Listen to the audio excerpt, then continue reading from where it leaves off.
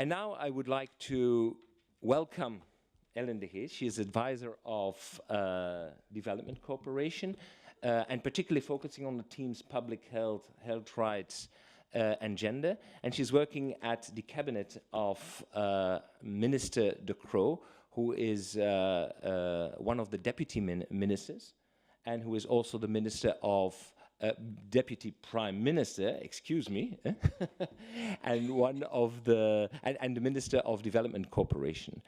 Unfortunately, Minister de Croo couldn't be here today, but we are very happy that Ellen de Geest can speak on his behalf.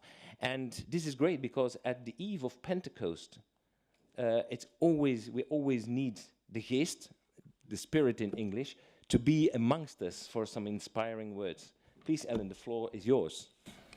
Thank you for the introduction. And first and for all, of course, Minister de Croo apologizes. He would have liked to be here, but he couldn't. So he asked me indeed to address you a few words on his behalf. And I'm very happy to do so because, of course, the topics of this conference, both health and education, are immensely important. And they are, for many children and youth across the world, the two sides of the same coin. And therefore, they're also two main priorities of the Belgian Development Cooperation.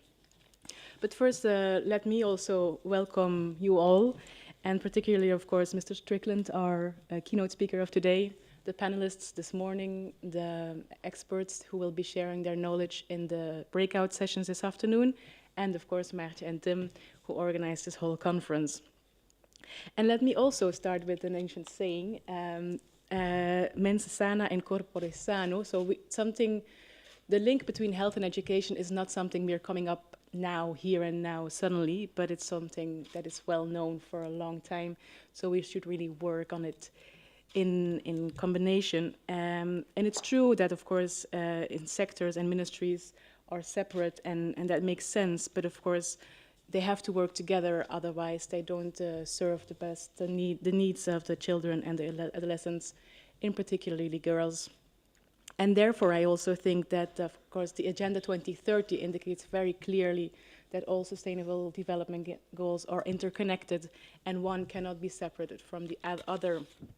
I think everybody here is very convinced that quality education is very important if we want to reach sustainable development. But also children who are healthy, who are well-nourished, they do better in school, they participate, they attend, they are attentive, and it influences one and the other. I read that in low and middle income countries, an estimated 500 million days of school are due to sickness, so the link is very clear. I think over the past 15 years, there has been a lot of progress. Many millions of children have started going to school, got access to primary school, but yet 264 million children are unable to go to school. And a lot of more millions of children go to school, but they don't learn at an adequate level. It is just not satisfactory. They don't learn enough to have a good basis to progress in life afterwards. And there are many reasons for that, of course. There is poverty, conflicts, living in a rural area, but also sometimes simply the fact of being a girl impedes children to go to school. Worldwide, there are twice as many girls as boys who are missing out on secondary school. And that, of course, has a huge impact on the girls themselves, but also on the whole society of where these girls live. Because in every society, the education is a crucial leverage for development. Better educated girls and women, they are healthier, they live longer, and they have higher income.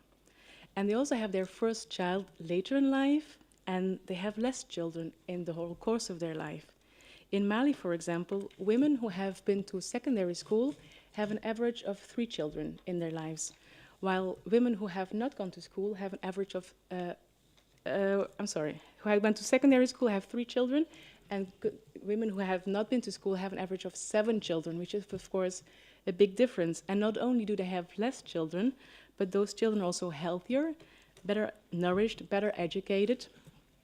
In sub-Saharan Africa, a child of a mother who knows how to read, who is literate, has twice the chance of a child of an illiterate mother to reach the age of 5 years old, which is, of course, a huge difference. So it's a vicious circle, but it's a positive vicious circle. The better the mother is educated, the healthier she is, the better educated and the healthier are her children. So it's a very positive influence. But then, of course, like I said before, the schooling has to be effective. So also, it's important to invest in school health programs, so the children who are in school are healthy. We have seen very effective examples like malaria prevention, water and sanitation, school feeding. So investing in those programs is really helping the children to learn more and to be better prepared for later in life.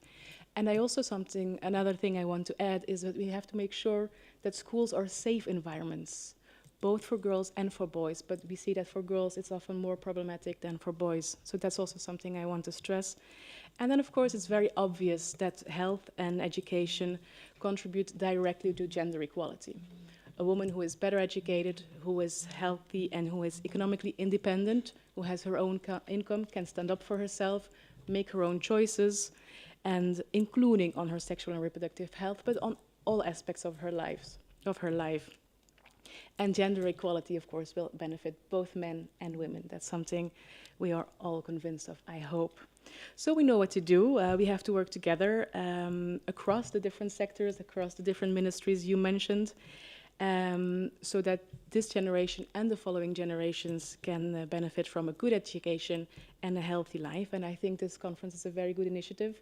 And I'm sure that during your exchanges and your panels and your workshops today, many ideas will be shared and good practices. So I wish you a very interesting and fruitful day. And I thank you very much for your attention. Okay.